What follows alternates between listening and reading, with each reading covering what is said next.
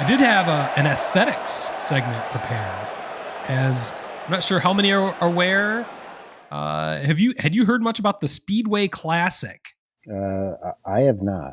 I've been tuned in. I feel like the baseball fans have hardcore, I guess, because Major League Baseball has done some advertising about it, but I feel like it's kind of been lackluster how much they've talked about this or promoted it. So, but it is this Saturday, I believe.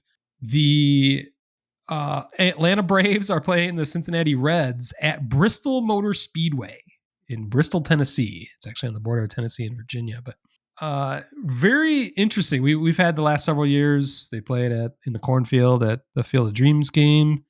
They played at I believe it was a Negro League stadium. It was in Alabama last year. Yeah, something like that. Yeah. So they're playing in different venues, special games every summer. This one's definitely a different venue. The Bristol Motor Speedway, which I have actually been to witness a NASCAR race back in 2011. I'm a lifelong NASCAR fan. So my worlds are colliding this weekend as NASCAR and Major League Baseball come together in Bristol Motor Speedway. You probably don't know a whole lot about Bristol the way I do. It's a half-mile high-banked oval. It's one of the best tracks in all of NASCAR, but it is they call it the last, the new Roman Coliseum. It is a stadium. It looks like a giant football stadium built around a half-mile track. The way the stands are set up, it's just like a real stadium, but it holds 160,000 people. So what this does is it allows Major League Baseball to potentially set an attendance record, which it looks like they have already done. They said there were 85,000 tickets sold to this game on Saturday already.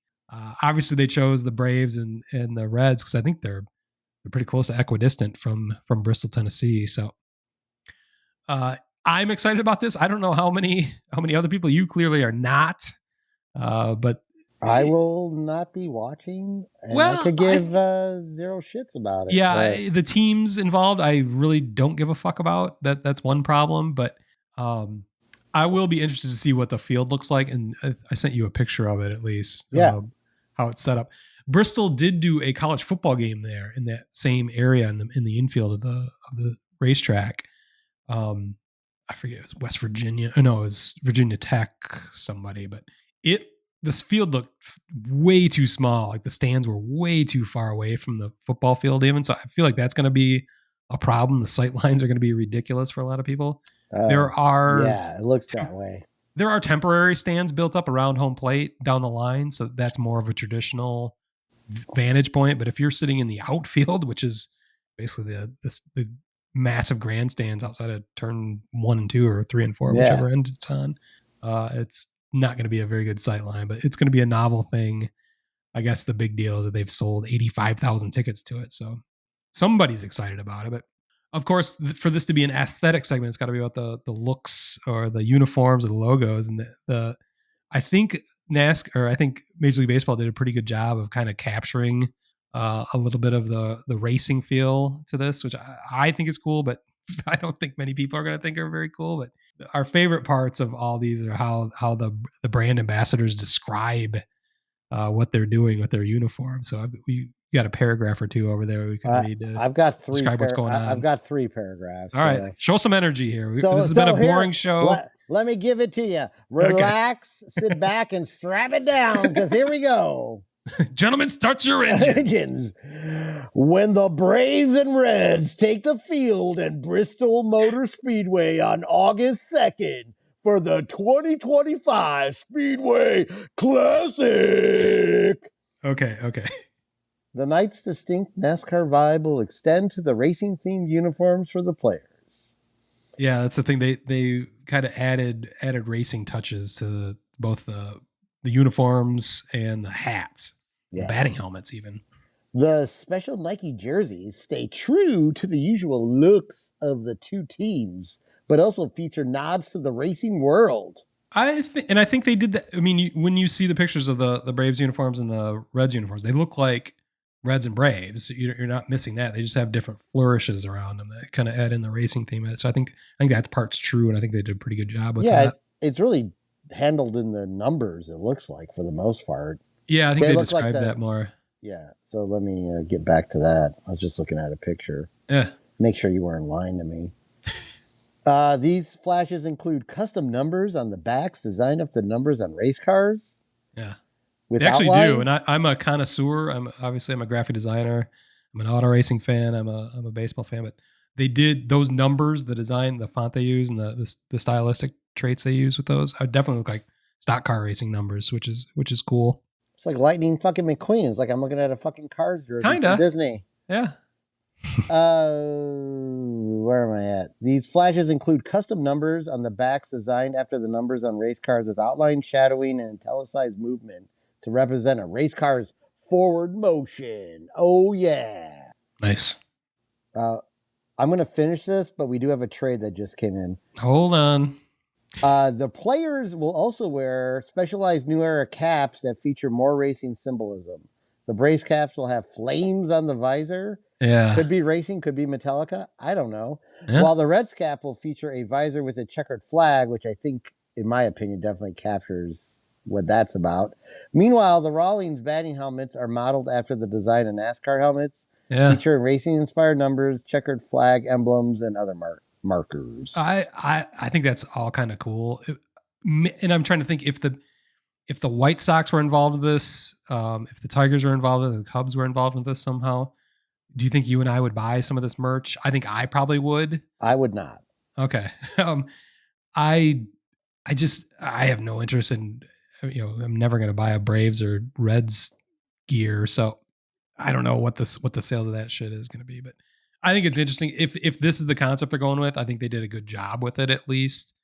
Um, I I don't think it's going to be very popular because I've been, like I said, I've been a NASCAR fan my whole life, and I've met like one other person.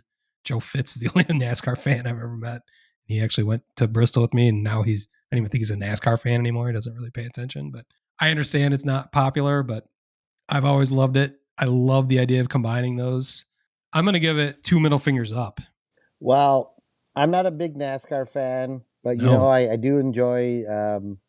I appreciate racing and what it's about, especially because I've attended live Indy Oh, yes. racing. You and I have been to the Indy 500 twice. Yes, and it's an incredible experience. So I appreciate it.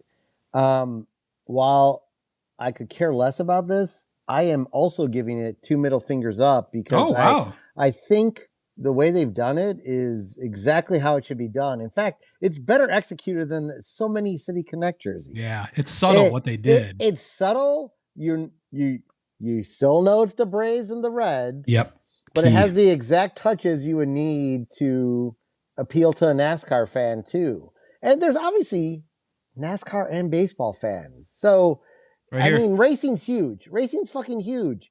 Like, just because I'm not into it, I'm not gonna. I'll make my little fucking snarky comments, but at the end of the day, I get it. It's almost like a perfect fucking marriage in a way. When haven't you made a snarky comment? Well, it's few and far between. But anyway, I give it 2 middle fingers up. Right. I think the touches are subtle enough that it works. And I didn't even find the explanation, the marketing spin on it, obnoxious. It's matter of City fact. Connect shit is way more convoluted Symbolism than what we just read. I mean, kudos to the Nike marketing department on this one who crafted this. Like, this is perfect. It's subtle. It's gonna appeal to 85,000 people at least. 85,000 people. And to me, you know what? You saying that, I didn't know that till you just said it. That's the proof in the pudding right there. I don't know that it works with the Cubs and the White Sox, but it might work with like the Florida Marlins or like those teams in those pockets where there's more of a NASCAR racing culture. Yeah, for sure. So like 85,000 people, that's way more popular than another Field of Dreams game. Like, let's be honest here. Yeah. Well, and I like that they're trying different stuff. They're not in England or Germany or wherever the fuck they were last year. They're doing different things here. I don't know where they go from here, but it's just kind of it's fun at least. Starting with the Field of Dreams game, that obviously for your White Sox was a tremendous success. So I guess I have to applaud baseball for continuing to try think outside the box. Yeah.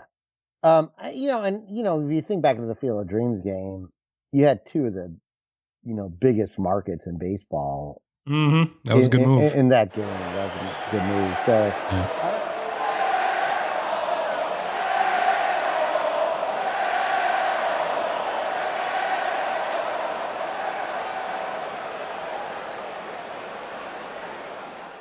Word Hole Media.